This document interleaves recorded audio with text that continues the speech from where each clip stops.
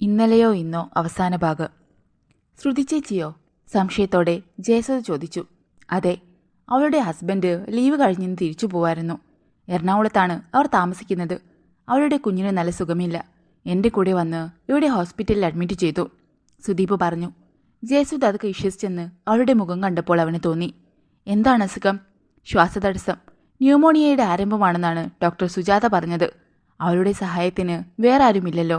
അതുകൊണ്ട് ദർശനം ചേച്ചി വരുന്നതുവരെ എനിക്ക് ഹോസ്പിറ്റലിൽ നിൽക്കേണ്ടി വന്നു. എവിടെങ്കിലും പോകുമ്പോൾ എന്തിനാണെന്ന് ഒന്ന് പറഞ്ഞിട്ട് പോകരുതോ സുദീപേട്ട? ഞാൻ എത്ര വിഷമിച്ചെന്നറിയാമോ? എറണാകുളത്ത് ഒരു ഫ്രണ്ടിനെ കാണാൻ പോവാണെന്ന് പറഞ്ഞിട്ട് എന്തിനാ എയർപോർട്ടിൽ പോയത്? അവൾ ചോദിച്ചു. അവൻ ഇന്ന് ലണ്ടനിലേക്ക് പോവായിരുന്നു. വേറെ ചില ഫ്രണ്ട്സ് ഉണ്ടായിരുന്നു എൻ്റെ കൂടെ. അതുകൊണ്ടാണ് ജയയെ ഞാൻ കൊണ്ടുപോകാഞ്ഞത്. വീട്ടിൽ നിന്നിറങ്ങിക്കഴിഞ്ഞ് ചിലപ്പോൾ പ്ലാൻ മാറ്റേണ്ടി വരും ജയെ.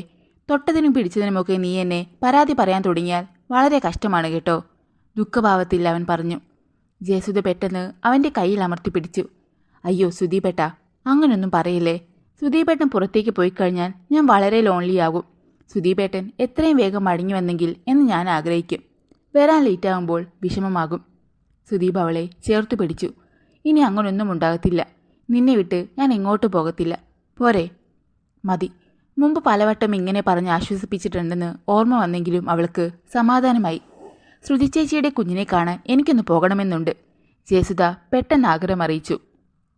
ഇന്ന് വേണ്ട, നാളെ പോയാൽ പോരെ? യാത്രാക്ഷീണമുണ്ട് എനിക്ക്. ടൗൺ വരെയാണെങ്കിലും കാറോടിക്കാൻ വയ്യ. അയാൾ ഒഴിഞ്ഞുമാറി. എങ്കിൽ നാളെ പോകാം, അവൾ സമ്മതിച്ചു. ജയസുധിയെ അങ്ങനെ വിജയകരമായി കൈകാര്യം ചെയ്യാൻ കഴിഞ്ഞതിൽ സുദീപ് സന്തോഷിച്ചു.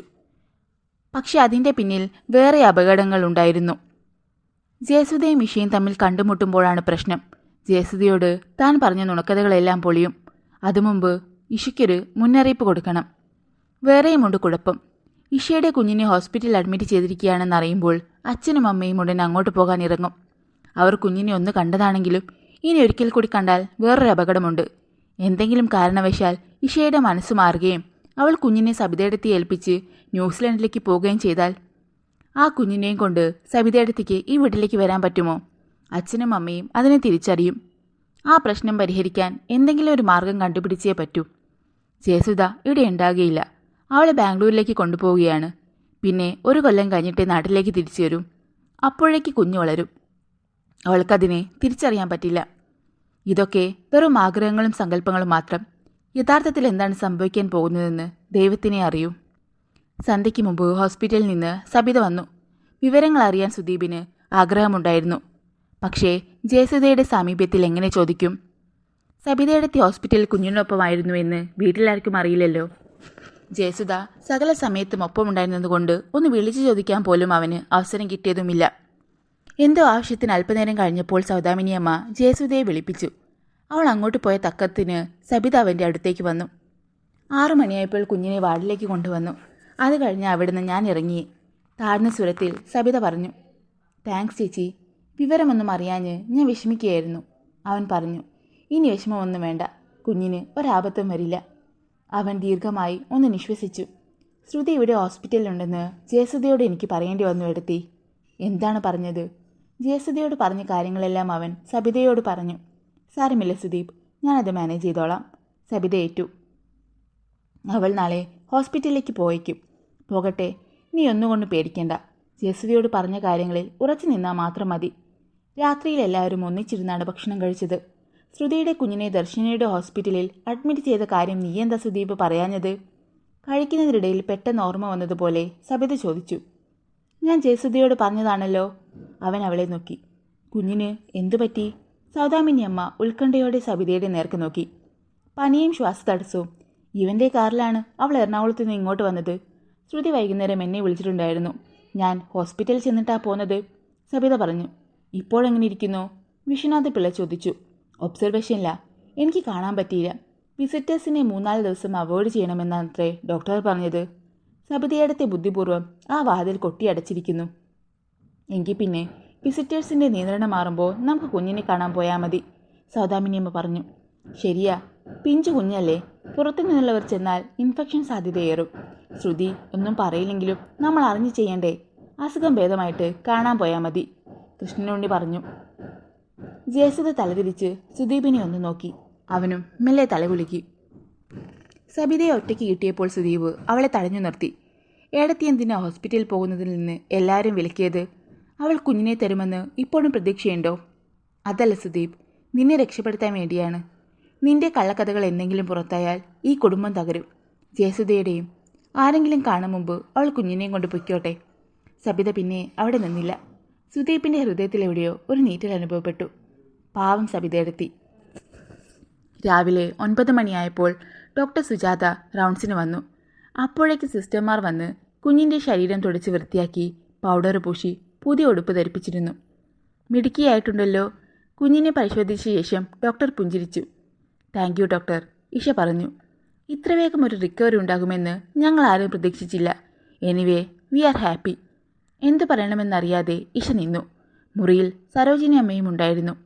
ഇനി വേറെ പ്രോബ്ലമൊന്നും ഡെവലപ്പ് ചെയ്തില്ലെങ്കിൽ അങ്ങനെ ഉണ്ടാവാതിരിക്കട്ടെ. ഈ ആഴ്ച അവസാനം ഡിസ്ചാർജ് ചെയ്യും കേട്ടോ. വളരെ സന്തോഷം ഡോക്ടർ. ഡോക്ടറും സംഘവും പോയി. ഞാനിവിടെ ഉണ്ടല്ലോ. ഇനി മോള് പോയി കുളിച്ച് വേഷമൊക്കെ മാറി വന്നാൽ മതി, സരോജിനമ്മ പറഞ്ഞു. വേണ്ട, എന്തായാലും കുറച്ച് കഴിയട്ടെ, ഇഷ പറഞ്ഞു. അപ്പോഴാണ് സബിത വന്നത്. ചേച്ചിക്കിന്ന് സ്കൂളിൽ പോകണ്ടേ? ഇഷ ചോദിച്ചു. ലീവ് എടുത്തു. ഒരുപാട് ലീവ് എൻ്റെ ക്രെഡിറ്റിൽ കിടപ്പുണ്ട് ശ്രുതി. ആവശ്യം വരാറില്ല, അതുകൊണ്ട് എടുക്കാറുമില്ല. ഇപ്പോൾ ഒരാവശ്യം വന്നു, എടുത്തു, അവൾ പറഞ്ഞു. ഈ ആഴ്ച ഡിസ്ചാർജ് ചെയ്യാമെന്ന് ഡോക്ടർ പറഞ്ഞു. നന്നായി. എന്തായാലും അമ്മയും മോളും പോകുന്നത് വരെ ഞാൻ ലീവിലാണ്. വീട്ടിലെന്തു പറയും? ഇഷ ചോദിച്ചു. ഞാൻ സ്കൂളിലേക്ക് പോവുകയാണെന്ന് അവരുടെ വിചാരം. ഉണ്ണിയേട്ടന് മാത്രമേ സത്യം അറിയൂ. എനിക്ക് വേണ്ടി സബിതേച്ചിയും ഉണ്ണിയേട്ടനും ഒരുപാട് കഷ്ടപ്പെട്ടിട്ടുണ്ട്. പകരം ഒരു നന്മയും ചെയ്യാൻ എനിക്ക് കഴിയുന്നില്ലല്ലോ എന്നോർക്കുമ്പോൾ ദുഃഖമുണ്ട്. പകരം ഒരു സഹായം ഞങ്ങൾ മുമ്പ് ആഗ്രഹിച്ചിരുന്നു. പക്ഷേ ഇപ്പോൾ അങ്ങനെയൊന്നുമില്ല. എൻ്റെ സ്വന്തം അനിയത്തിയെ പോലെയാണ് ഞാൻ ശ്രുതിയെ കണ്ടിട്ടുള്ളത്. ഇപ്പോഴും അതിന് ഒരു മാറ്റവുമില്ല. സരോജിനി അമ്മയുടെ സമീപത്തുമുള്ളതിനാൽ രണ്ടുപേരും പലതും പൊതിഞ്ഞു പിടിച്ചാണ് സംസാരിച്ചത്. ശ്രുതി ഇന്നലെയല്ലേ ഡൽഹിയിൽ നിന്ന് വന്നത്? അതിനുശേഷം റെസ്റ്റ് എടുത്തതേയില്ലല്ലോ. ഫ്ലാറ്റിൽ ചെന്ന് കുളിച്ചൊന്നുറങ്ങ്. വൈകുന്നേരം വന്നാൽ മതി. 5 മണിവരെ ഞാൻ ഇവിടെ കാണും. പോരാത്തതിന് സരോജിനി അമ്മയുമുണ്ടല്ലോ, സബിത പറഞ്ഞു. ഞാനും ഇക്കാര്യം പറഞ്ഞിപ്പോൾ നാവ് വായിലിട്ടതേയുള്ളൂ മോളെ. കണ്ടില്ലേ മുഖം, നല്ല ഉറക്ഷീണമുണ്ട്. സരോജിനി അമ്മയും പിന്താങ്ങി. നിങ്ങൾ രണ്ടുപേരും പറഞ്ഞതനുസരിച്ചേക്കാം. ഞാൻ പോയിട്ട് ഉച്ച കഴിഞ്ഞ് വരാം. അതിനിടയ്ക്ക് എന്തെങ്കിലും ആവശ്യം വന്നാൽ വിളിച്ചാൽ മതി. ഇഷ എഴുന്നേറ്റു. ധൈര്യമായിട്ട് പോയിട്ട് വാ, സബിത പറഞ്ഞു. ബാഗുമായി ഇഷ പുറത്തേക്കിറങ്ങി. ഹോസ്പിറ്റലിൻ്റെ ഗേറ്റിന് വെളിയിൽ വരി വരിയായി ഓട്ടോറിക്ഷകൾ കിടപ്പുണ്ടായിരുന്നു. ആദ്യത്തേതിൽ കയറി അവൾ പോയി. ഫ്ലാറ്റിലെത്തി അവൾ കുളിച്ചു. പിന്നെ വെള്ള പൈജാമയും കുർത്തയും എടുത്ത് ധരിച്ചു. നല്ല വിശപ്പ് തോന്നി. അപ്പോൾ മുട്ടയെടുത്ത് ഓംലെറ്റ് ഉണ്ടാക്കി കഴിച്ചു. കാപ്പിയും ഉണ്ടാക്കി. അപ്പോഴാണ് കോളിംഗ് ബെല്ല് മുഴങ്ങിയത്. ഇഷ ചെന്ന് വാതിൽ തുറന്നു. സുദീപാണ് വന്നത്. അവനെ കണ്ട് അവൾ ഞെട്ടി. ഈ സമയത്ത് അവനെ പ്രതീക്ഷിച്ചതേയില്ലായിരുന്നു. ഞാനിവിടെ ഉണ്ടെന്ന് നീ എങ്ങനെ അറിഞ്ഞു? സബിതയെടുത്തിയെ വിളിച്ചപ്പോൾ നീ ഫ്ലാറ്റിലേക്ക് പോയിരിക്കുകയാണെന്ന് പറഞ്ഞു. സുദീപ് അകത്തേക്ക് കയറി വാതിലടച്ചു. സുദീപ്, നീ ഈ ചെയ്യുന്നത് ശരിയല്ല. നീ ഇങ്ങോട്ട് വരാൻ പാടില്ലായിരുന്നു. ഇഷയുടെ മുഖത്ത് ഗൗരവം നിറഞ്ഞു. I want to have a serious talk with you. അതിനാണ് ഞാൻ വന്നത്. നീ ഇരിക്ക്, അവൻ പറഞ്ഞു. അവർ അഭിമുഖമായി സെറ്റുകളിലിരുന്നു. നീ ന്യൂസിലാൻഡിലേക്ക് പോകുന്ന കാര്യം ഉറപ്പിച്ചോ? യെസ്. കുഞ്ഞിനെയും കൊണ്ടുപോകുന്നോ? No doubt. അവിടെ ചെന്നിട്ട് നീ ആരെങ്കിലും മാരി ചെയ്യുമോ? അറിയില്ല, പക്ഷെ അതിനുള്ള സാധ്യത തള്ളിക്കളയുന്നുമില്ല, അവൾ പറഞ്ഞു. നിങ്ങൾക്ക് വേറൊരു കുഞ്ഞുണ്ടാകും. നമ്മുടെ കുഞ്ഞിനെ സ്വന്തം കുഞ്ഞിനെ പോലെ സ്നേഹിക്കാൻ അയാൾക്ക് കഴിഞ്ഞില്ലെന്ന് വരും. നിനക്കത് നിസ്സാരമായി തോന്നുമെങ്കിലും നമ്മുടെ കുഞ്ഞിന് അത് വേദനയുണ്ടാക്കും. ഇഷ ഒരു നിമിഷം അവൻ്റെ മുഖത്തേക്ക് നോക്കിയിരുന്നു. ഞാൻ വേറെ മാരേജിന് തയ്യാറാവുകയില്ല, അവൾ പിന്നെ പറഞ്ഞു. കുഞ്ഞിന് അമ്മയുടെ മാത്രം സ്നേഹം പോരാ, അച്ഛൻ്റെയും വേണം. Otherwise psychologically the child will not grow into a perfect personality. Sudeep, നീ എന്താണ് ഈ പറഞ്ഞു വരുന്നത്? ഐ ക്യാൻ അണ്ടർസ്റ്റാൻഡ് യു, അവൾ അക്ഷമയോടെ പറഞ്ഞു. നമ്മുടെ കുഞ്ഞിന് അച്ഛനും അമ്മയും വേണം. പക്ഷേ നമുക്കിനി ഒന്നിച്ച് ജീവിക്കാൻ പറ്റില്ല. അതുകൊണ്ട് നമ്മൾ അവൾക്കൊരച്ഛനെയും അമ്മയും കൊടുക്കുന്നു. What do you mean? അത് നമ്മുടെ കുഞ്ഞ് എൻ്റെ തറവാട്ടിൽ വളരട്ടെ. അവിടെ ഉണ്ണിയേട്ടൻ അവളുടെ അച്ഛനും സബിതയെടുത്തി അമ്മയുമായിരിക്കും. അച്ഛനും അമ്മയും മാത്രമല്ല, അവൾക്ക് ഒരമ്മൂമ്മയെയും അപ്പൂപ്പനെയും കിട്ടും. ഇഷ മിണ്ടിയില്ല. സുദീപ് പ്രതീക്ഷയോടെ അവളുടെ മുഖത്തേക്ക് നോക്കി. അവൾ മെല്ലെ എഴുന്നേറ്റ് ജനാലയിലെ അടുത്ത് ചെന്ന് വെളിയിലേക്ക് നോക്കി നിന്നു. പുഴയ്ക്ക് കുറുകെയുള്ള പാലവും പാലത്തിലൂടെ കടന്നു പോകുന്ന വാഹനങ്ങളും അവൾ കണ്ടു. സുദീപ് എഴുന്നേറ്റ് അവളുടെ പിന്നിൽ ചെന്ന് നിന്നു. അവൻ കൈയെടുത്ത് അവളുടെ ചുമലിൽ വെച്ചു. ഇഷ പെട്ടെന്ന് തിരിഞ്ഞ് അവൻ അഭിമുഖമായി നിന്നു. തീരുമാനം എന്തെന്ന് അവളുടെ കണ്ണുകളിൽ നിന്ന് അവന് മനസ്സിലാക്കാൻ കഴിഞ്ഞില്ല. സുദീപ്, ഇഷ വിളിച്ചു. നിന്റെ തീരുമാനം എന്താണെങ്കിലും പറയൂ. കുഞ്ഞിൻ്റെ അമ്മയാണ് നീ. ഇക്കാര്യത്തിൽ നിന്റെ ഇഷ്ടമാണ് പ്രധാനം. ഞാനൊരു സജഷൻ വെച്ചു എന്നേയുള്ളൂ. അവളുടെ കണ്ണുകളിലേക്ക് നോക്കി സുദീപ് നിന്നു. എനിക്കൊരു തീരുമാനമെടുക്കാൻ കഴിയുന്നില്ല, നിസ്സഹായതയോടെ അവൾ പറഞ്ഞു. വൈ? ഞാൻ ആകെ കൺഫ്യൂഷനിലാണ്. ഇവിടെ എന്ത് കൺഫ്യൂഷൻ? ഒന്നുകിൽ നീ കുഞ്ഞിനെ സബിതയിടത്തേക്ക് മുന്നേറ്റനും കൊടുക്കുന്നു, അല്ലെങ്കിൽ നീ ഒപ്പം കൊണ്ടുപോകുന്നു. രണ്ട് ഓപ്ഷൻ മാത്രം. 2 ഓപ്ഷനിലും പോസിറ്റീവും നെഗറ്റീവും ഉണ്ട്. സുദീപ് മിണ്ടിയില്ല. തീരുമാനമെടുക്കാൻ എനിക്ക് കൂടുതൽ സമയം വേണം. ചിന്തിക്കണം, അനലൈസ് ചെയ്യണം. അതിനി അധികം സമയമില്ലല്ലോ. പോകാനുള്ള ഡേറ്റ് തീരുമാനിച്ചു കഴിഞ്ഞില്ലേ? യെസ്, പക്ഷേ ഇന്നും നാളെയുമൊക്കെ സമയമുണ്ടല്ലോ. നീ പറഞ്ഞതിലും കാര്യമുണ്ടെന്ന് എനിക്കറിയാം. പക്ഷേ നീ അച്ഛൻ മാത്രമാണ്, അമ്മയല്ല. അമ്മയ്ക്ക് മാത്രമേ മനസ്സിലാകൂ നൊന്തു പ്രസവിച്ച കുഞ്ഞിനെ പിരിയേണ്ടി വന്നാലുള്ള വേദന. അവൾ പറഞ്ഞു. I can understand Isha. ഒരേ പ്രോബ്ലത്തിന് പലപ്പോഴും ഒന്നിലധികം സൊല്യൂഷൻസ് കാണും. നമ്മുടെ പ്രോബ്ലത്തിന് ഏറ്റവും സൂട്ടബിളായ സൊല്യൂഷനാണ് ഞാൻ പറഞ്ഞത്. If you want to go to ന്യൂസിലാൻഡ്. നാട് വിട്ടു പോകണമെന്ന് എനിക്ക് ആഗ്രഹമില്ലായിരുന്നു. എന്തുകൊണ്ടാണ് പോകണമെന്ന് വിചാരിച്ചതെന്നറിയാമോ? കഴിഞ്ഞതെല്ലാം മറക്കാൻ. പുതിയ രാജ്യം, പുതിയ ഓഫീസ്, പുതിയ ആളുകൾ. പഴയതൊക്കെ മറക്കാൻ അവ സഹായിക്കും എന്ന് വിചാരിക്കുന്നത് കൊണ്ടാണ്. മാത്രമല്ല, നമ്മുടെ ജീവിതങ്ങൾ വീണ്ടും കൂട്ടിമുട്ടിയാലോ എന്ന് പേടിയുള്ളതുകൊണ്ടും.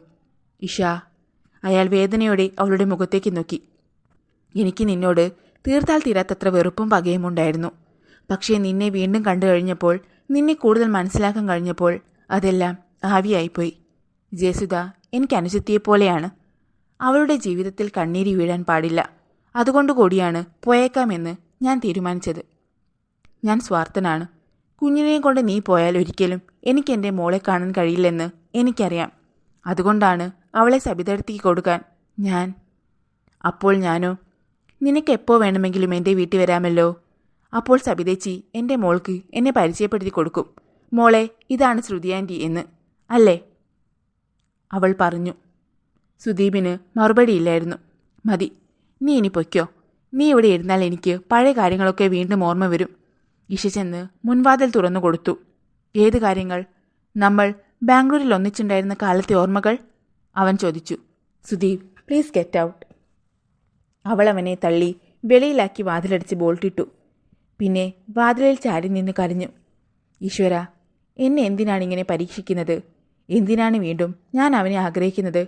അവനോടുള്ള സ്നേഹത്തിൽ നിന്ന് എനിക്കൊരിക്കലും മോചനമില്ലേ? കണ്ണീരൊഴുകി വീണ് ഇഷയുടെ മാറിടങ്ങൾ നനഞ്ഞു. ജയസുധ മുറിയിലേക്ക് ചെന്നപ്പോൾ സുദീപ് ലാപ്ടോപ്പിൽ നോക്കിയിരിക്കുകയായിരുന്നു. എന്താ സുദീപേട്ടാ? അവളുടെ ചോദ്യം കേട്ട് അയാൾ ഞെട്ടലോടെ മുഖം തിരിച്ചു നോക്കി. ഏയ്, ഒന്നുമില്ല. അല്ല, എന്തോ ഉണ്ട്. മെയിൽ നോക്കുകയായിരുന്നു അല്ലേ? അവൾ ലാപ്ടോപ്പിൻ്റെ സ്ക്രീൻ കണ്ടു. ഓഫീസിൽ ജോയിൻ ചെയ്യാൻ 10 ദിവസത്തെ എക്സ്റ്റൻഷൻ ചോദിച്ചു. അതിൻ്റെ റിപ്ലൈ തന്നിരിക്കുന്നു. 28-ന് തന്നെ ജോയിൻ ചെയ്യണമെന്ന്. There is acute shortage of staff എന്നൊരു കാരണവും. എന്തിന് എക്സ്റ്റൻഷൻ ചോദിച്ചേ? ഇവിടെ പ്രശ്നമൊന്നുമില്ലല്ലോ. ഞാനും കൂടി വരുന്നില്ലേ? തന്നെയുമല്ല, നമുക്കവിടെ താമസിക്കാനുള്ള ഫ്ലാറ്റും റെഡിയാണല്ലോ. അവൾ ആശ്ചര്യഭാവത്തിൽ അവനെ നോക്കി. ശരിയാണ്, പക്ഷെ അവിടെ ചെന്നാൽ 14-16 മണിക്കൂറൊക്കെ ജോലി ചെയ്യേണ്ടി വരും. നീ അവിടെ ഫ്ലാറ്റിൽ ഒറ്റയ്ക്ക്. തന്നെയുമല്ല, അച്ഛനെയും അമ്മയും എല്ലാവരെയും പിരിഞ്ഞു പോകുന്ന കാര്യം ഓർക്കുമ്പം ഒരു വിഷമം. അവൻ പറഞ്ഞു. അത് ശരിയാ, പക്ഷേ ഇത്രയും ദിവസം ഇവിടെ നിന്നില്ലേ സുദീപേട്ട? ഏതാണ്ട് 2 മാസത്തോളം. നമുക്ക് പോകാം. എനിക്കിവിടുന്ന് പോയാൽ മതിയെന്നായിപ്പം. ഇപ്പോഴങ്ങനെ തോന്നും നിനക്ക്. പക്ഷെ അവിടെ വന്നു പെട്ടാൽ അടുത്ത ദിവസം തന്നെ നാട്ടിലേക്ക് പോകാൻ ആഗ്രഹിച്ചു പോകും. അവൻ പറഞ്ഞു. ഞാൻ വീട്ടിലൊറ്റയ്ക്കിരുന്ന് ബോറടിക്കുമെന്നാണോ? അടുത്ത മാസം ബിടെക്കിന് റിസൾട്ട് വരും. ഫസ്റ്റ് ക്ലാസ്സിൽ കുറഞ്ഞ ഒന്നും ഞാൻ പ്രതീക്ഷിക്കുന്നില്ല. സുദീപേട്ടൻ വിചാരിച്ചാൽ ഏതെങ്കിലും ഒരു കമ്പനിയിൽ എനിക്ക് ജോലിക്ക് മേടിച്ചു തരാൻ പറ്റില്ലേ? ജയസുധ ചോദിച്ചു. അത് ട്രൈ ചെയ്യാവുന്നതേയുള്ളൂ. അവൻ തലകുലുക്കി. അല്ലെങ്കിൽ തന്നെ 2-3 മാസങ്ങൾക്ക് ശേഷം അമേരിക്കയിലേക്ക് പോവത്തില്ലേ? അപ്പോൾ പിന്നെ ഇവിടെ ജോലിക്കൊന്നും ശ്രമിക്കണമെന്നില്ല. സുദീപ് ലാപ്ടോപ്പ് അടച്ചു വെച്ചു. ബ്രേക്ക്ഫാസ്റ്റ് കഴിച്ച ശേഷമാണ് മെയിൽ ചെക്ക് ചെയ്യാനിരുന്നത്. ഇപ്പോൾ സമയം 9:30. ഇഷ ഇതുവരെ വിളിച്ചില്ല, മെസ്സേജ് അയച്ചതുമില്ല. ഒരുപക്ഷെ അവൾക്ക് ഒരു തീരുമാനത്തിലെത്താൻ കഴിഞ്ഞു കാണുകയില്ല. 3 ദിവസം കൂടി കഴിഞ്ഞാൽ ജയസുധയുമൊത്ത് ബാംഗ്ലൂരിലേക്ക് പോകേണ്ടി വരും. അതിനു മുമ്പ് സുദീപേട്ടാ, നമുക്ക് ടൗണിൽ ഒന്ന് പോകണം, പെട്ടെന്ന് ജയസുധ പറഞ്ഞു. എന്തിനാണ്? കുറച്ച് ഷോപ്പിംഗ്. എനിക്ക് 4-5 ചുരിദാർ മേടിക്കണമെന്നുണ്ട്. നേരത്തെയുള്ളതൊന്നും കെട്ടിപ്പൊറുക്കി പോകണ്ട. പിന്നെ നൈറ്റ് ഡ്രസ്സും മേടിക്കണം, പകൽ ഉപയോഗിക്കാനുള്ള കാഷ്വൽ ഷൂസും, അവൾ പറഞ്ഞു. ഇവിടുന്നേ വലിയ ലഗേജുമായിട്ട് പോണോ? അവിടെ ചെന്ന് എന്ത് മേടിക്കാമല്ലോ. സുദീപേട്ടൻ എൻ്റെ കൂടെ വരാൻ മടിയുണ്ടെങ്കിൽ വേണ്ട, ഉച്ച കഴിഞ്ഞ് അമ്മയും കുട്ടി ഞാൻ പൊയ്ക്കോളാം. ജയസുധയുടെ മുഖത്തെ പ്രസന്നത മാഞ്ഞു. എൻ്റെ ജയക്കുട്ടി, പറ്റില്ല എന്ന് ഞാൻ പറഞ്ഞോ? ബസ്സിലാണ് നമ്മൾ ബാംഗ്ലൂരിലേക്ക് പോകുന്നത്. അധികം ലഗേജ് ഉണ്ടായ ബുദ്ധിമുട്ടാകും. അതുകൊണ്ടാണ്. അവൻ അവളെ തണുപ്പിക്കാൻ ശ്രമിച്ചു. ബുദ്ധിമുട്ടായതുകൊണ്ട് ബാംഗ്ലൂരിലേക്ക് ബസ്സിൽ പോകുന്നവരെല്ലാം കൈയും വീശിയാണ് പോകുന്നതെന്ന് ഞാൻ അറിഞ്ഞില്ല. അവളുടെ ഈർഷ്യ മാറിയില്ല. ഞാൻ പറഞ്ഞത് പിൻവലിച്ചു. ഇപ്പോൾ തന്നെ നമുക്ക് പോകാം. വേഗം ഡ്രസ്സ് ചെയ്യ്. നിനക്ക് വേണ്ടതെല്ലാം എവിടുന്നേ മേടിച്ചു പോവാം. പിടിവാശി തന്നെ നടക്കട്ടെ. വേണ്ട, സുദീപേട്ടൻ എന്നോടൊരിഷ്ടവുമില്ല. അതെനിക്ക് പലവട്ടം മനസ്സിലായിട്ടുണ്ട്. എന്നെ ഒരു സ്ഥലത്തേക്കും കൊണ്ടുപോകത്തില്ല. തൊട്ടതിനും പിടിച്ചതിനുമൊക്കെ ദേഷ്യം. ഞാനെന്ത് തെറ്റാ സുദീപേട്ടനോട് ചെയ്തത്? ജയസുധയുടെ 2 കണ്ണുകളും നിറഞ്ഞൊഴുകി. ജയേ, എന്താണിത്? കരയരുത്. ആര് പറഞ്ഞു എനിക്ക് നിന്നോട് ഇഷ്ടമില്ലെന്ന്? പ്ലീസ് ജയാ, ഒക്കെ നീ വെറുതെ സങ്കല്പിച്ചുണ്ടാക്കുകയാണ്. അവൻ അവളെ കെട്ടിപ്പിടിച്ച് മുഖത്തും കഴുത്തിലൊക്കെ ഉമ്മ വെച്ചു. വേണ്ട, എന്നെ സ്നേഹിക്കേണ്ട. ഞാനൊരു പാവമാ. ഓരോന്നൊക്കെ പറഞ്ഞ് എന്നെ മയക്കിയെടുക്കാൻ സുദീപേട്ടൻ അറിയാം. ഞാനതൊക്കെ വിശ്വസിക്കും. അവൻ്റെ സ്നേഹലാളനകൾ നുകർന്ന് അവൾ കൈകൾക്കുള്ളിൽ അനുസരണയോടെ നിന്നു. അങ്ങനെയൊന്നും പറയല്ലേ. നീ എൻ്റെ പെണ്ണല്ലേ. പിന്നെന്തിനാ ഞാൻ ഓരോന്ന് പറഞ്ഞ് മയക്കുന്നേ? പിന്നെ ഞാനും ഒരു മനുഷ്യനല്ലേ. എന്തെങ്കിലും ഒന്ന് പറഞ്ഞാലുടൻ നീ കണ്ണീർ പൊഴിക്കും. അതുപോലെ എനിക്ക് മൂക്കിൻ തുമ്പത്തായ ദേഷ്യവും. രണ്ടും പെട്ടെന്ന് മാറുകയും ചെയ്യും. ഞാൻ പറയുന്നത് ശരിയല്ലേ? ശരിയാണെന്ന് ജയസുധയ്ക്ക് തോന്നി. അത് കാരണം അവൾക്ക് ചിരി വന്നു. ഹോ, ഒന്ന് ചിരിച്ചല്ലോ. ഇപ്പോഴാണ് എനിക്ക് മനസ്സമാധാനമായത്. ഇനി സമയം കളയണ്ട. മുഖം കഴുകിയിട്ട് വന്ന് ഡ്രസ്സ് ചെയ്യ്. നമുക്ക് ടൗണിലോട്ട് പോവാം, അവൻ പറഞ്ഞു. ഞാൻ ഇപ്പം വരാം കേട്ടോ. അവൾ ബാത്റൂമിലേക്ക് കയറി. ഇത്രയുള്ളൂ ജയസുധ, പാവം പെണ്ണ്. സുദീപ് ഒന്ന് നെടുവീർപ്പിട്ടു. അവളെ വിഡ്ഢിയാക്കുന്നത് ഒരു കണക്കിന് മഹാപാപമാണ്. പക്ഷേ അവളെ ഭാര്യയാക്കുന്നതിന് മുമ്പേ ഈശയെ സ്നേഹിച്ചു പോയതല്ലേ. സ്വന്തം ജീവിതവുമായി ഈശ അത്രയേറെ ഒട്ടിച്ചേർന്നു പോയി. വലിച്ചിളക്കി വേർപ്പെടുത്തുമ്പോൾ എങ്ങനെ ചോര പൊടിയാതിരിക്കും? ജയസുധ വേഗം ഡ്രസ്സ് ചെയ്ത് തയ്യാറായി. അമ്മേ, ഞങ്ങൾ പുറത്തേക്കൊന്ന് പോവാണ്, സുദീപ് ചെന്ന് സൗദാമിനി അമ്മയോട് പറഞ്ഞു. പോയിട്ട് വാ മോനെ. 28-ാം തീയതി എനിക്ക് ബാംഗ്ലൂരിലേക്ക് ചെല്ലണം. ഇന്ന് അറിയിപ്പ് വന്നു. അപ്പോൾ മറ്റന്നാ പോകണോ? ഞെട്ടലോടെ സൗദാമിനി അമ്മ ചോദിച്ചു. അതെ, ബസ്സിൽ സീറ്റ് ബുക്ക് ചെയ്തിട്ടുണ്ട്. അതുകൊണ്ട് കുഴപ്പമില്ല. ഞാൻ വിചാരിച്ചത് കുറച്ച് ദിവസം കൂടി നിങ്ങളിവിടെ കാണുമെന്നാ, അമ്മ പറഞ്ഞു. അതിനെന്താ, ഇടയ്ക്ക് വരാമല്ലോ അമ്മേ, ജയസുധ പറഞ്ഞു. എന്നാലും പെട്ടെന്ന് 2 പേരും പോകുമ്പോൾ അതൊരു വലിയ വിഷമമാ മോളെ. ജയസുധ സൗദാമിനി അമ്മയുടെ കൈപിടിച്ചു. പണ്ടത്തെ കാലമൊന്നുമല്ലല്ലോ അമ്മേ. ഇപ്പോൾ ഫോണിൽ സംസാരിക്കാൻ മാത്രമല്ല, നേരിട്ട് കാണാനും പറ്റും. പിന്നെന്താ, അമേരിക്കയിലാണെങ്കിലും ഇന്ന് തിരിച്ചാൽ നാളെ ഇവിടെ എത്തും. അതും നേരാ. കുറച്ച് സാധനങ്ങൾ വാങ്ങിക്കാനുണ്ടമ്മേ. മോള് പോയിട്ട് വാ. സുദീപും ജയസുധയും കാറിൽ കയറി. അമേരിക്കയിലേക്ക് പോകും മുമ്പ് നമ്മൾ ഇങ്ങോട്ടൊന്നും വരില്ലേ സുദീപേട്ട? അവൾ ചോദിച്ചു. അയാൾ മൂളി. കാറ് ടൗണിലെത്തി. വണ്ടി ഒരു ഓട്ടോറിക്ഷയെ ഓവർടേക്ക് ചെയ്യുമ്പോഴാണ് അതിലിരുന്ന് ഈശയെ സുദീപ് കണ്ടത്. ജയസുധയുടെ കണ്ണിൽപ്പെട്ട് കാണുകല്ലേ എന്ന് അയാൾ വിചാരിച്ചു. അയ്യോ സുദീപേട്ട, ദാ ശ്രുതി ചേച്ചി. പക്ഷേ അവൾ വിളിച്ചു കൂവി. എവിടെ? അയാൾ കണ്ടില്ലെന്ന് മട്ടുനടിച്ചു. ദാ ആ ഓട്ടോറിക്ഷയിൽ. അത് താണ്ടി ഹോസ്പിറ്റലിലേക്ക് കയറിപ്പോന്നു.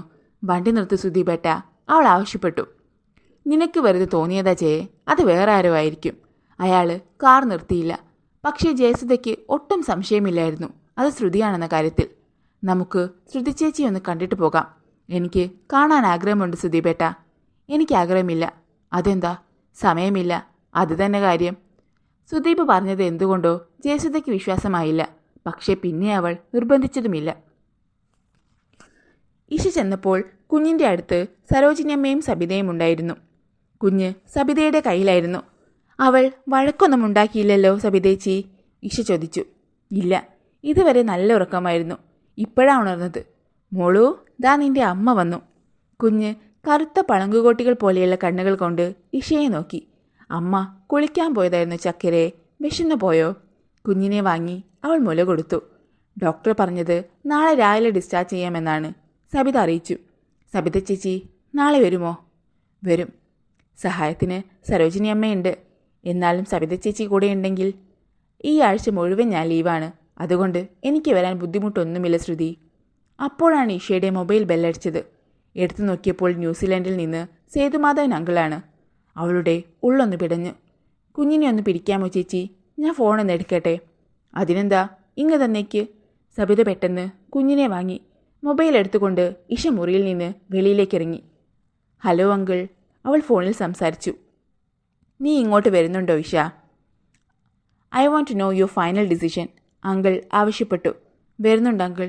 വിത്ത് യുവർ ചൈൽഡ്? യെസ്. എങ്കിൽ വരാതിരിക്കുന്നതാണ് നല്ലത്. എൻ്റെ പ്ലാൻ അനുസരിച്ച് ഒരു കാര്യവും നടക്കില്ല. അതെനിക്ക് ബുദ്ധിമുട്ടുണ്ടാക്കും. അങ്കിൾ, അവൾ ഞെട്ടലോടെ വിളിച്ചു. രോഹിത്തിൻ്റെ മുമ്പിൽ നാണം കെടാൻ എനിക്ക് വയ്യ. He's an Indian. രോഹിത്തിൻ്റെ മുമ്പിൽ നാണം കെടാൻ എനിക്ക് വയ്യ. He's an Indian. കല്യാണം കഴിക്കാതെ ജനിച്ച കുഞ്ഞുള്ള ഒരു പെണ്ണിനെ ഭാര്യയായി സ്വീകരിക്കാൻ മാത്രം വിശാല ഹൃദയമുള്ള ആളായിരിക്കും രോഹിത്ത് എന്നെനിക്ക് തോന്നുന്നില്ല മോളെ. പിന്നെ ഞാൻ എന്ത് ചെയ്യണമെന്നാണ് അങ്കിൾ പറയുന്നത്? വിശ്വസ്തരായ ആരെയെങ്കിലും കുഞ്ഞിനെ ഏൽപ്പിക്കൂ. വല്ലപ്പോഴും നിനക്ക് ചെന്ന് അതിനെ കാണാമല്ലോ. ലൈഫിൽ നമുക്ക് ചിലപ്പോൾ ബിറ്റർ ഡിസിഷൻസ് എടുക്കേണ്ടി വരും മോളെ. B practical. നാളെ ഒരിക്കൽ കൂടി ഞാൻ വിളിക്കും. അപ്പോൾ രണ്ടിലൊന്ന് എനിക്കറിയണം. കോള് കട്ടായി.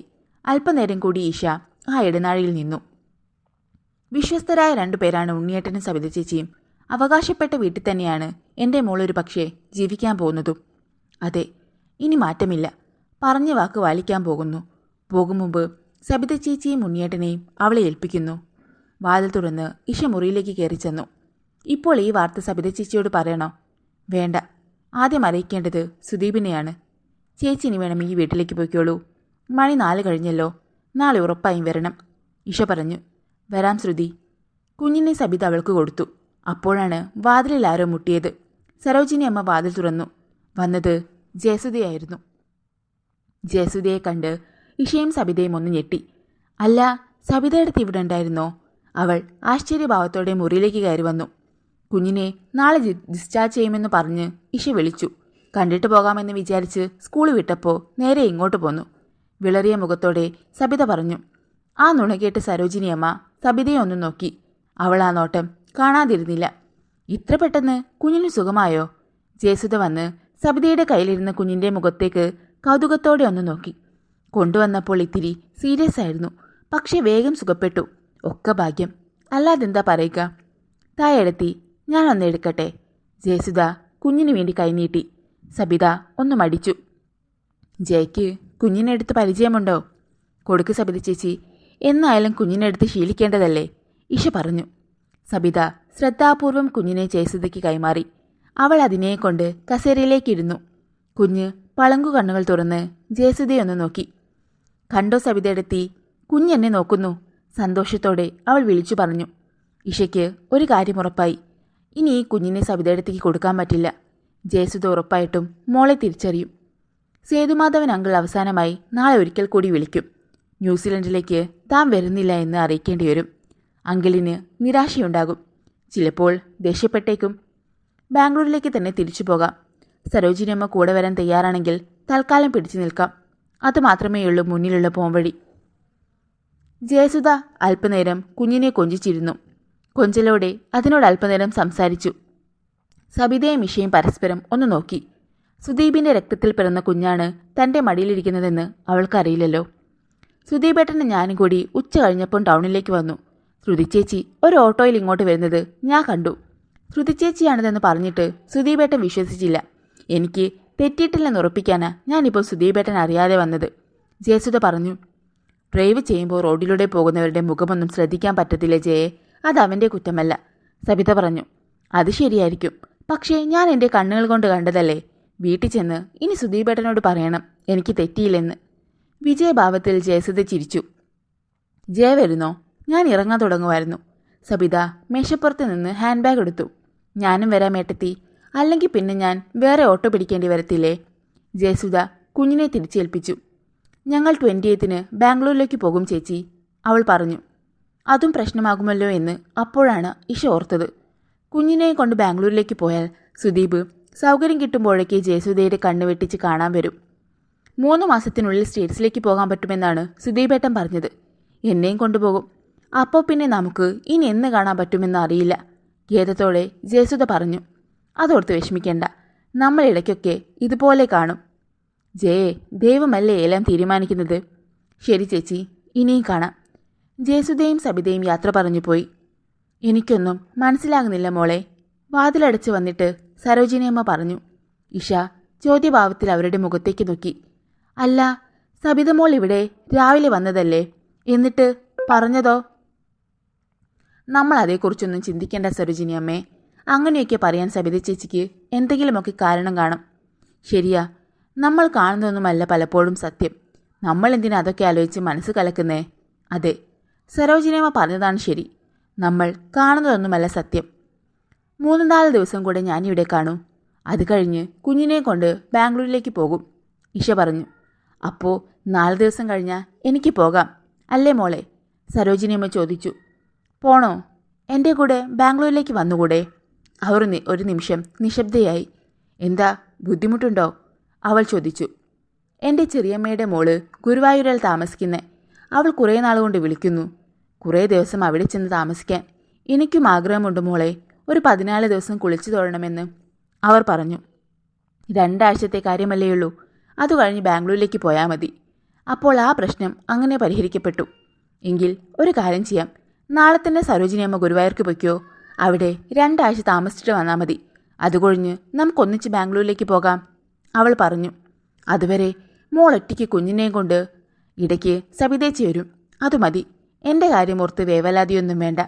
എങ്കിൽ ഞാൻ പോയിട്ട് വരാം മോളെ. പിറ്റേന്ന് രാവിലെ കുഞ്ഞിനെ ഡിസ്ചാർജ് ചെയ്തു.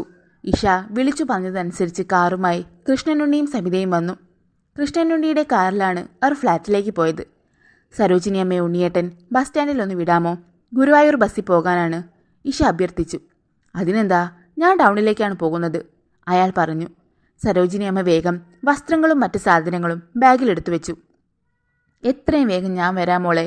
അഥവാ പറഞ്ഞതിലും നേരത്തെ ബാംഗ്ലൂരിലേക്ക് പോകണമെങ്കിൽ എന്നെ വിളിച്ചാൽ മതി. ഞാൻ വിളിക്കാം. സബിത മോളെ, ഞാൻ വരുന്നത് വരെ ഇവിടെ ഒരു കണ്ണ് വേണേ, സരോജിനിയമ്മ അവളുടെ കൈപിടിച്ചു പറഞ്ഞു. അത് പ്രത്യേകം പറയണോ? ഞാനുണ്ട് ഇവിടുത്തെ സഹായത്തിന്. സരോജിനിയമ്മയെ ഗുരുവായൂർ ബസ്സിൽ കയറ്റിവിടാൻ കൃഷ്ണനുണ്ണി കൊണ്ടുപോയി. മറ്റന്നാൾ സുദീപും ജയയും ബാംഗ്ലൂരിലേക്ക് പോവാണ്, സബിത പറഞ്ഞു. എനിക്ക് വേറെ എവിടേക്കെങ്കിലും പോകണമെന്നാണ്, സുദീപ് ഇല്ലാത്ത ഏതെങ്കിലും നാട്ടിലേക്ക്, ഇഷ പറഞ്ഞു. 2-3 മാസമേ അവർ അവിടെ കാണൂ. അത് കഴിഞ്ഞാൽ അവർ അമേരിക്കയിലേക്ക് പോകും. എങ്കിൽ കുഴപ്പമില്ല. ഉണ്ണിയേട്ടൻ വന്നിട്ടല്ലേ സവിതേച്ചി പോകുന്നുള്ളൂ, അവൾ ചോദിച്ചു. അതെ, ഉണ്ണിയേട്ടൻ ഇനി വൈകുന്നേരത്തെ വരൂ. കുറച്ച് ഡ്രസ്സ് വാഷ് ചെയ്യാനുണ്ട് ചേച്ചി. എങ്കിൽ ഞാൻ ചെല്ല്, ഞാൻ കുഞ്ഞിനെ നോക്കിക്കോളാം. ഇഷ പോയി. ശാന്തമായി ഉറങ്ങുന്ന കുഞ്ഞിനെ മടിയിൽ വെച്ച് സബിതയിരുന്നു. കുഞ്ഞിൻ്റെ മുഖത്തേക്ക് നോക്കിയപ്പോൾ അവളുടെ കണ്ണുകൾ അറിയാതെ നിറഞ്ഞു. ബാംഗ്ലൂരിലേക്ക് കൊണ്ടുപോകാനുള്ള ഡ്രസ്സും മറ്റ് അത്യാവശ്യ സാധനങ്ങളും 2 സൂട്ട് കേസുകളിലായി ജയസുധ അടുക്കി വെച്ചു. അമ്മ കുറച്ച് ചിപ്സും അച്ചാറും ഉണ്ടാക്കി വെച്ചിട്ടുണ്ട് മോളെ, അത് കൊണ്ടുപോകുന്നോ? അപ്പോൾ ഇന്ദിര വിളിച്ചു ചോദിച്ചു. വേണമമ്മേ, ഞാൻ ഇപ്പം വരാം. അവൾ സുദീപിൻ്റെ അടുത്തേക്ക് ചെന്നു. അവൻ ലാപ്ടോപ്പിൽ എന്തോ തിരഞ്ഞുകൊണ്ടിരിക്കുകയായിരുന്നു. സുദീപേട്ടാ, ഞാൻ വീട്ടിൽ നിന്ന് പോയിട്ട് വരാം. വൈകുമോ വരാൻ? ഇല്ല, പെട്ടെന്ന് വരാം. പതിയെ വന്നാൽ മതി. ഞാൻ ടൗണിലേക്കൊന്ന് പോവാണ്, അവൻ പറഞ്ഞു. എന്തിനാ? ATM പോകണം. പിന്നെ ഒരു ഫ്രണ്ടിനെ കാണണം. പെട്ടെന്ന് വരണേ. വരാം. ജയസുധ പോയ ഉടൻ തന്നെ സുദീപ് വേഷം ധരിച്ച് കാറെടുത്തിറങ്ങി. അവൻ ഇഷയുടെ ഫ്ലാറ്റിലേക്കാണ് പോയത്. വാതിൽ തുറന്നപ്പോൾ വന്നത് സുദീപാണെന്ന് കണ്ട് ഇഷ ഒന്ന് പകച്ചു. എന്തിനാണ് നീ? സബിതയെടുത്തി വന്ന് എല്ലാം പറഞ്ഞു. അന്നേരം മുതൽ എനിക്ക് ഇരിക്കപ്പുറത്ത് ഇല്ലാതായതാണ്. നീ വാ, സംസാരിക്കാനുണ്ട്. വാതിലടച്ച് അവൾ ചെന്ന് സെറ്റിയിൽ അവൻ അഭിമുഖമായിരുന്നു. സരോജിനിയമ്മ ഗുരുവായൂർക്ക് പോയി അല്ലേ? അവൻ ചോദിച്ചു. 2 ആഴ്ച കഴിഞ്ഞ് അവർ വരും. ഞാൻ അവരെ കൂടി ബാംഗ്ലൂർക്ക് കൊണ്ടുപോവാണ്. സരോജിനിയമ്മ ഇവിടെ ഇല്ലാത്തത് നന്നായി. സുദീപ്, അവൾ ശാസനാരൂപത്തിൽ അവനെ ഒന്ന് നോക്കി.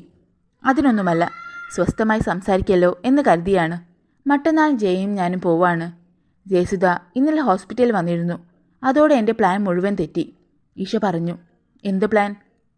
നീ പറഞ്ഞതുപോലെ കുഞ്ഞിനെ സബിതയെടുത്ത് ഏൽപ്പിച്ചിട്ട് സേതുമാധവൻ അങ്കിളിനെ അനുസരിക്കാമെന്നാണ് ഞാൻ വിചാരിച്ചത്. പക്ഷേ കുഞ്ഞിനെ ജയസുധ കണ്ട സ്ഥിതിക്ക് അവൾ അതിനെ തിരിച്ചറിയുമല്ലോ. അതേക്കുറിച്ച് സംസാരിക്കാനാണ് ഞാൻ ഓടി വന്നത്. നിന്റെ പ്ലാനൊന്നും തെറ്റിക്കണ്ട. ഒരുപക്ഷെ നിന്നെ ഒഴിച്ച് ബാക്കി എല്ലാവരെയും സന്തോഷിപ്പിക്കാൻ കിട്ടുന്ന ഏറ്റവും ഒടുവിലത്തെ അവസരമാണ് ഇപ്പോൾ വന്നിരിക്കുന്നത്. മനസ്സിലാവാതെ അവൾ അവൻ്റെ മുഖത്തേക്ക് നോക്കി. നമ്മുടെ കുഞ്ഞിനെ നീ ഉണ്ണിയേട്ടനും സബിതടത്തേക്കും കൊടുക്കുന്നു. അപ്പോൾ ജയസുധ, മറ്റന്നാൾ ഞങ്ങൾ പോകും. അത് കഴിഞ്ഞിട്ട് മതി. പിന്നെ അടുത്ത കാലത്തൊന്നും ഞങ്ങൾ നാട്ടിലേക്ക് വരില്ല. 1-2 കൊല്ലം കഴിഞ്ഞ് ജയസുധ കുഞ്ഞിനെ കണ്ടാൽ തിരിച്ചറിയാനേ പോകുന്നില്ല. ഒന്നും മിണ്ടാനാകാതെ ഇഷ ഒരു നിമിഷം ഇരുന്നു. നീ എന്താണൊന്നും മിണ്ടാത്തത്? എന്ത് ചെയ്യണമെന്ന് എനിക്കറിയില്ല സുദീപ്. കുഞ്ഞിനെ അതിൻ്റെ അച്ഛനെ ഏൽപ്പിച്ചെന്ന് മാത്രം നീ വിചാരിച്ചാൽ മതി. പെട്ടെന്നാണ് ഇഷയുടെ മൊബൈൽ ബെല്ലടിച്ചത്. നോക്കിയപ്പോൾ സേതുമാധവൻ അങ്കിൾ. എല്ലാം ഒരു നിമിത്തമാണെന്ന് ഇഷയ്ക്ക് തോന്നി. ഹലോ അങ്കിൾ, എന്ത് തീരുമാനിച്ചു നീ? മുഖവരയൊന്നുമില്ലാതെ അദ്ദേഹം ചോദിച്ചു. ഐ ആം കമ്മിങ്, അവൾ പറഞ്ഞു. Alone? Yes. Very good, wise decision. I am happy മോളെ. You won't have to regret. Uncle ഉടൻ തന്നെ കോള് കട്ട് ചെയ്തു. ഇഷ, സുദീപ് വിളിച്ചു. ഞാൻ പോവാണ്, തനിച്ച്. ഇഷ, കുഞ്ഞിനെ സബിതടത്തേക്കോ ഉണ്ണിയേട്ടനോ ഞാൻ കൊടുക്കുകയില്ല. അവൻ ഞെട്ടി. പിന്നെ നിനക്ക് തരും. നിന്റെ ഇഷ്ടം പോലെ എന്താണെന്ന് വെച്ചാൽ ചെയ്യ്. അവൻ മെല്ലെ തലകുലുക്കി. പിറ്റേന്ന് രാവിലെ കൃഷ്ണനുണ്ണിയും സബിതയുമൊത്ത് ഇഷയുടെ ഫ്ലാറ്റിൽ സുദീപ് എത്തി. കുഞ്ഞിനെ അവൾ കുളിപ്പിച്ച് പുതിയ ഉടുപ്പ് ഇടിവിച്ച് ഒരുക്കി കിടത്തിയിരുന്നു. മറ്റന്നാൾ ഞാൻ ഡൽഹിയിലേക്ക് പോവാണ്, അവിടെ നിന്ന് സ്വിറ്റ്സർലൻഡിലേക്കും. ഇഷ 3 പേരോടുമായി പറഞ്ഞു. സുദീപ് പറഞ്ഞു എല്ലാം. അതിനു മുമ്പ് അവൾ കുഞ്ഞിനെ മെല്ലെ എടുത്ത് അതിൻ്റെ മുഖത്തേക്ക് ഉറ്റുനോക്കി. എന്നിട്ട് മൃദുവായ ഉമ്മ വെച്ചു. പിന്നെ സുദീപിൻ്റെ മുന്നിലേക്ക് ചെന്ന് നിന്നു. എൻ്റെ കുഞ്ഞിനെ ഞാൻ ഏൽപ്പിക്കുകയാണ്. വേറൊന്നും എനിക്ക് പറയാനില്ല. സുദീപ് 2 കൈകളും നീട്ടി കുഞ്ഞിനെ വാങ്ങി. ഉണ്ണിയേട്ടാ, ഇത് നമ്മളെ കുടുംബത്തിൽ വളരേണ്ട കുഞ്ഞാണ്. ഞാനിവളെ ഉണ്ണിയേട്ടന് തരുന്നു. നിങ്ങൾ 2 പേരുമാണ് ഇവളുടെ അച്ഛനും അമ്മയും ഇനിയുള്ള കാലത്ത്. അവൻ അതിനെ കൃഷ്ണനുണ്ണിക്ക് കൊടുത്തു. അയാൾ സബിതയ്ക്ക് കുഞ്ഞിനെ കൈമാറി. സങ്കടം സഹിക്കാനാവാതെ ഈശ കിടപ്പുമുറിയിലേക്ക് ഓടി. നാളെ ജയസുധയും കൊണ്ട് ഞാൻ പോകും. അത് കഴിഞ്ഞ് 2 പേരും വന്ന് കുഞ്ഞിനെയും കൊണ്ട് വീട്ടിലേക്ക് പോകണം. മറ്റന്നാൾ ഇഷ ഡൽഹിയിലേക്ക് പോകും. ഇനി ഇങ്ങോട്ട് വരണ്ട എന്ന് സരോജിനിയമ്മയെ വിളിച്ചു പറയാൻ പോവാണ്. കുഞ്ഞിനെ സബിത മാറോട് ചേർത്ത് പിടിച്ചു. നിനക്ക് ഞങ്ങളെ വിശ്വസിക്കാം സുദീപ്. ഞങ്ങളുടെ മോളായിട്ട് ഇവൾ വളരും. പക്ഷേ എപ്പോൾ വേണമെങ്കിലും ഇഷയ്ക്ക് വന്ന് മോളെ കാണാം, കൃഷ്ണനുണ്ണി പറഞ്ഞു. എനിക്കറിയാം ഉണ്ണിയേട്ടാ. ദർശൻ ഒരു കുഞ്ഞിനെ ഹോസ്പിറ്റലിൽ നിന്ന് തരാമെന്ന് പറഞ്ഞിട്ടുള്ള കാര്യം വീട്ടിൽ അച്ഛനോടും അമ്മയോടും പറഞ്ഞിട്ടുണ്ടല്ലോ. മറ്റന്നാളല്ലേ ഇഷ പോകുന്നത്? അവളെ എയർപോർട്ടിൽ കൊണ്ടുചെന്ന് വിട്ടിട്ട് കുഞ്ഞിനെയും കൊണ്ട് നമ്മുടെ വീട്ടിലേക്ക് പോയാൽ മതി, സബിത പറഞ്ഞു. അതാണ് ശരി. ഇഷയ്ക്ക് വലിയ സങ്കടമായി കാണും, കൃഷ്ണനുണ്ണി പറഞ്ഞു. സാരമില്ല ഉണ്ണിയേട്ടാ, ചില സങ്കടങ്ങൾ നമ്മുടെ ജീവിതത്തിൽ ഒഴിവാക്കാൻ പറ്റില്ല. നിങ്ങൾ പൊയ്ക്കോളൂ, എനിക്ക് അവളോട് ചില കാര്യങ്ങൾ സംസാരിക്കാനുണ്ട്. ഞാൻ വന്നേക്കാം. സബിതയും കൃഷ്ണനുണ്ണിയും പോയി. കുഞ്ഞിനെയും കൊണ്ട് സുദീപ് ബെഡ്റൂമിലേക്ക് ചെന്നു. ഇഷ കമഴ്ന്നു കിടന്ന് കരയുകയായിരുന്നു. കുഞ്ഞിനെ അവൻ തൊട്ടിലിൽ കിടത്തി. ഇഷ അവൻ അടുത്ത് ചെന്ന് അവളുടെ അടുത്തിരുന്നു. അവൾ പെട്ടെന്ന് എഴുന്നേറ്റു. അവളുടെ കവിളുകളിൽ നിന്നൊഴുകിയ കണ്ണീർ അവൻ തുടച്ചു കളഞ്ഞു. എന്നോട് ദേഷ്യമുണ്ടോ നിനക്ക്? അവൻ ചോദിച്ചു. ഇല്ല. എന്നെ എന്നെങ്കിലും വെറുക്കുമോ നീ? ഒരിക്കലുമില്ല. എനിക്കതിന് കഴിയില്ല സുദീപ്. നമുക്ക് വിധിയെ തടുക്കാൻ പറ്റില്ല. ഇത് ഇങ്ങനെയൊക്കെ സംഭവിക്കേണ്ടിയിരുന്നതാണ്, ആരുടെയും കുറ്റമല്ല. അവൻ ഒന്ന് നെടുവീർപ്പിട്ടു. ഇനി ഞാൻ പോട്ടെ. രാവിലെ ഞങ്ങൾ യാത്ര തിരിക്കും. എറണാകുളത്ത് നിന്നാണ് ബസ്. അവൻ എഴുന്നേറ്റു. അവളും എഴുന്നേറ്റു. ഇനി നമ്മൾ തമ്മിൽ കാണുമോ? അവൻ ചോദിച്ചു. അറിയില്ല, അവൾ പറഞ്ഞു. അവർ പരസ്പരം മുഖത്തേക്ക് നോക്കി അല്പനേരം നിന്നു. അവൻ അവളുടെ നേർക്ക് 2 കൈകളും നീട്ടി. അത് പ്രതീക്ഷിച്ച് നിന്നതുപോലെ അവൾ ആ കൈകളിലേക്ക് ചെന്ന് വീണു. ആലിംഗനം ചെയ്ത് അവർ ഏറെ നേരം നിന്നു. എന്നോട് യാത്ര പറയരുത്, ഇഷ പറഞ്ഞു. ഇല്ല, സുദീപ് പൊയ്ക്കോളൂ. അവൻ അവളുടെ നെറ്റിയിൽ ഒന്ന് ഉമ്മ വെച്ചു. പിന്നെ വാതിൽ തുറന്ന് പുറത്തേക്കിറങ്ങിപ്പോയി. ഇഷ ഒരു നിലവിളിയോടെ കട്ടിലിലേക്ക് വീണു. സുദീപ് അത് കേട്ടതേയില്ല. അവൾ പെട്ടെന്ന് എഴുന്നേറ്റ് ജനാലയുടെ അടുത്തേക്ക് ചെന്ന് താഴേക്ക് നോക്കി. അവൻ്റെ കാറ് ഗേറ്റ് കടന്ന് പുറത്തേക്കിറങ്ങി റോഡിലെ ട്രാഫിക്കിലേക്ക് ലയിച്ചു ചേർന്നത് അവൾ കണ്ടു. കുഞ്ഞ് അപ്പോഴും ഒന്നും അറിയാതെ ശാന്തമായി ഉറങ്ങുകയായിരുന്നു. നോവൽ അവസാനിച്ചു.